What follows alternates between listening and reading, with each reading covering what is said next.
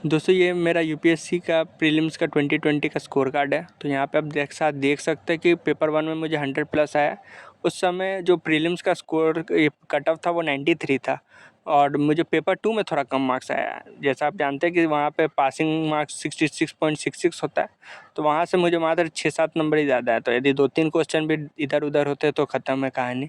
तो पेपर 2 का लेवल 2020 से ही बहुत तेज़ी से बढ़ा था और वही फर्स्ट ईयर था जहाँ पे बहुत सारे बच्चों का सीसेट के कारण एग्ज़ाम लटका था।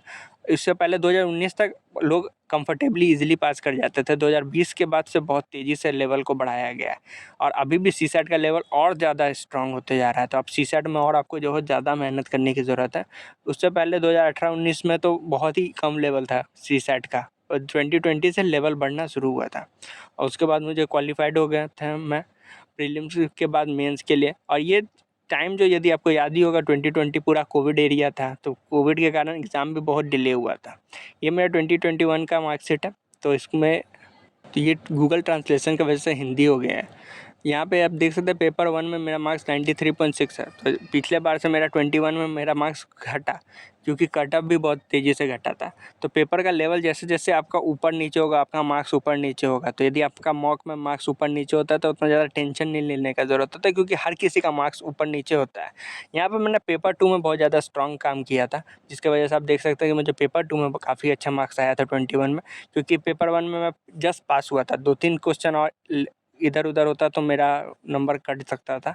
तो इसीलिए मैंने पेपर 2 पे इस बार बहुत अच्छे से डेडिकेटेड मॉक्स लगाए थे। तो कम से कम 15-20 मॉक लगाने के बाद मैं पेपर 2 देने गया था। तो इस बार इसलिए आपको देख सकते हैं कि पेपर 2 में मेरा मार्क्स काफ़ी अच्छा आया था और पेपर 1 तो मेरा निकल ही गया था। इस बार कट ऑफ और ज़्यादा तेज़ी से गिरा था। तो आपको एक चीज़ समझनी पड़ेगी कि यदि आपका पेपर का लेवल जैसे-जैसे इंक्रीज़ होगा वैसे-वैसे आपके मार्क्स ऊपर नीचे होंगे।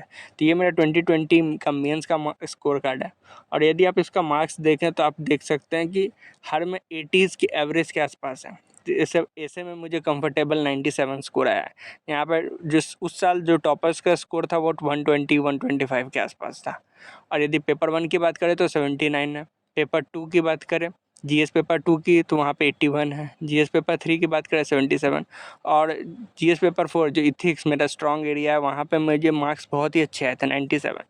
एंथ्रोपोलॉजी जो मेरा ऑप्शनल था वहाँ पे मेरे मार्क्स काफ़ी कम आए थे और यही मेरा सबसे बड़ा गलती कह सकते हैं एग्जामिनेशन का, कि मैंने ऑप्शनल पर तैयारी उतनी अच्छी की नहीं थी।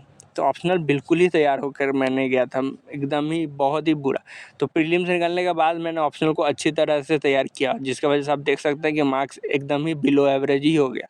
क्योंकि यदि ऑप्शनल में तो मिनिमम 100 तो एवरेज मार्क्स कह सकते हैं, 100 यदि आपको आ रहा है तो यहाँ पे आप एक चीज़ देख सकते हो। तो यदि आपका पेपर एवरेज जाएगा ना, जो कहते हैं ना एवरेज एवरेज एवरेज, तो हर चीज़ का एवरेज से काम नहीं चलता है, क्योंकि आपको कुछ एरिया जहाँ पे आपको अच्छा मार्क्स लाना ही पड़ेगा।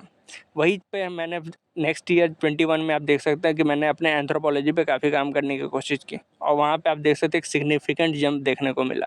तो जहाँ पे मेरा पहले 80s में मार्क्स था वहाँ पे मैंने उसको बहुत तेज़ी से बढ़ाया। और एक चीज़ जो मुझे लगता है वो ये है कि एसे के मार्क्स मेरे फिर से वही नॉर्मल ही थे, 103। पिछले बार भी 99 97 था, इस बार भी 103 था। पर जीएस के मार्क्स मेरे बिल्कुल ही नहीं बढ़े, वो जस के तस रह गए। और उसके पीछे मेन रीज़न यही है कि मैंने जीएस के लिए बहुत ज़्यादा कुछ अलग किया नहीं, थोड़ा बहुत करंट तैयार करके फिर से वही अपने मटेरियल के साथ गया था और ये एक बहुत बड़ा डैमेज हुआ है जो आप देख सकते हो। और एग्जामिनेशन में आपको भी ये समझना पड़ेगा, जो प्री मेंस इंटरव्यू का जो ये पूरा प्रोसेस है ना, यहाँ पे आपको टाइम नहीं मिलता कि अपने कंटेंट पे काम कर सकें।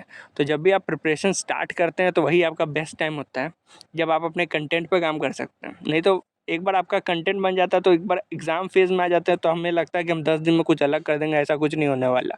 क्योंकि मार्क्स बढ़ाने के लिए आपको जो कंटेंट, हर सब्जेक्ट में इतने सारे चीज़ें हैं ना, इतने सारे नियम हैं, इतने सारे सब्जेक्ट में अंदर में सब टॉपिक्स हैं कि आपको हर चीज़ को इम्प्रूव करने का समय ही नहीं मिलता। तो यदि आप देखें तो यहाँ पे भी वही उसी तरह का मार्क्स है। मैंने जीएस पेपर 2 में थोड़े अच्छे मार्क्स आए हैं, तो हो सकता है उस साल सब में को जीएस पेपर 2 में अच्छे मार्क्स आए होंगे, इसीलिए आपको 92 देखने को मिल रहा है। अदरवाइज़ वे ऐसे ही मार्क्स आया था। दोस्तों मेरा एडवाइस यही होगा कि जब भी आप मेंस के लिए प्रिपेयर करें तो बहुत अच्छी तरीके से प्रिपेयर करें, अपना मटेरियल बहुत स्ट्रॉन्ग बनाएं, क्योंकि फिर इम्प्रूवमेंट करने के लिए आपको बहुत ज़्यादा टाइम मिलता नहीं है। यदि आपके पास यूपीएससी रिलेटेड कोई भी क्वेश्चन है तो ज़रूर कमेंट करें, मैं ज़रूर उसका रिप्लाई करने का कोशिश करूँगा। अपना बहुमूल्य समय देने के लिए धन्यवाद दोस्तों। Thank you.